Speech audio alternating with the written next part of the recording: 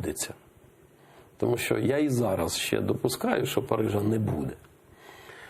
Там в передумовах і в дискусії, яка озвучувалася і Путіним, і Пєсковим, частина з озвучених речей мали бути прийняті Верховною Радою до Парижу.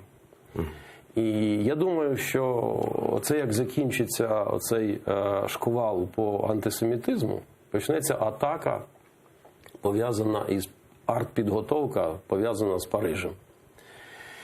Бо без артпідготовки на фронті і інформаційної Росія ніколи не з'являлася ні в Парижі, ні в Берліні, ні в Мінську.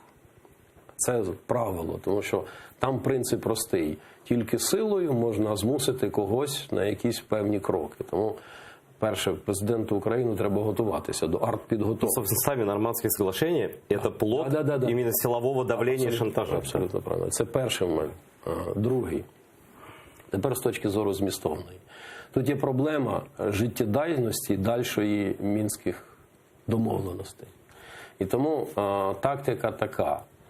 Задерти планку таким чином, щоб якби пролетіли знову по плану мінські домовленості. Тим більше, що в зустрічах, які відбулися в Суркова з представниками Луганська і Донецька, ті почали вимагати не просто там якоїсь частини України, а державності. І це змусило Суркова переписувати тактику паризької можливої і ймовірної зустрічі, тому інформаційно було викинуто ці задерті речі. Треба змусити Зеленського молитися на мінські домовленості. А далі почнеться просто блудослов'я, переминання. В результаті інформаційно Кремль отримає те, що він хоче. Бо з моєї точки зору, Зеленський вже зараз розуміє, будь-що підписати в Парижі – це приїхати в Київ уже не президентом. Бо його на Банковій вже будуть чекати люди. І чим більше дурницю він там підпише, не дай Бог він там щось підпише, тим більше людей буде на Банковій. Я вже в цьому не сумніваюся. Тобто він вже зараз заслужив того, щоб його зустріли. Чи в Борисполі, чи на Банковій. Чим все це може закінчитися? Я думаю, що або якщо Кремль буде впевнений в тому, що Зеленський переляканим прибуде в Париж, так як він був у Вашингтоні, то його візьмуть там теплими руками. Якщо ні, то я думаю, що Кремль буде зривати Париж, винуючи в тому, зрозуміло, Київ, виставляючи ситуацію, що Київ не виконав перше, друге, третє. Бо в тіні цих процесів є річ, про яку всі якби знають, люди ж усі освічені і не думають, як же його пришить. Це питання вуглеводні, газу конкретно. Формально не пришиєш. Формально не пришиєш, але ж і наш міністр закордонних справ, чогось його ніхто не запитував, а він на прес-конференції з Маасом, міністром закордонних справ, проговорився, що і газ там буде.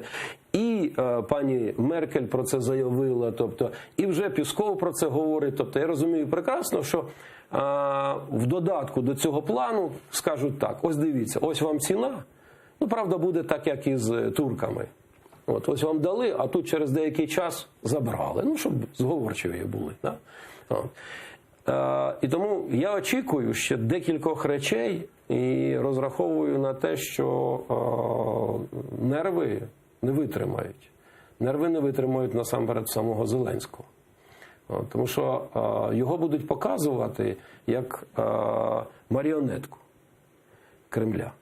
І от тоді, бо я розумію, чого він зривається, чого він йде на такі інформаційні речі, які він на ці безкінечні зустрічі з журналістами, яких вже зрозуміло, що і він, і оточення фізично не переносить, але мусить щось робити, і тому видумують комфортні, страдальні, комфортні умови і так далі. Тому ми ще побачимо багато чого цікавого до 9 грудня. Да, то есть я правильно вас понял, что если эта встреча состоится, она определенно будет не в пользу України і Зеленського? То, що вона буде безрезультатною, в принципі, я це прекрасно розумію, але те, що а Путін просто інформаційно роздавить Зеленського, я вже в цьому не сумніваюся. І от останнє, з чим я хочу звернутися до цих людей, ви розумієте прекрасно, що вами просто покористується Путін. Тому що інформаційно ви його не перетиснете. А в Європі Зеленського і всю цю команду покажуть як неліквідів. Зверніть увагу на тональність на останньому «Росія зовет», як Путін висловився про Зеленського. Він сказав, да, парень, якби, ну що то там. Тобто він вже його не сприймає як партнера тет-а-тет. Він буде говорити з Меркель, з Макроном, але для нього вже зрозуміло, хто такий Зеленський.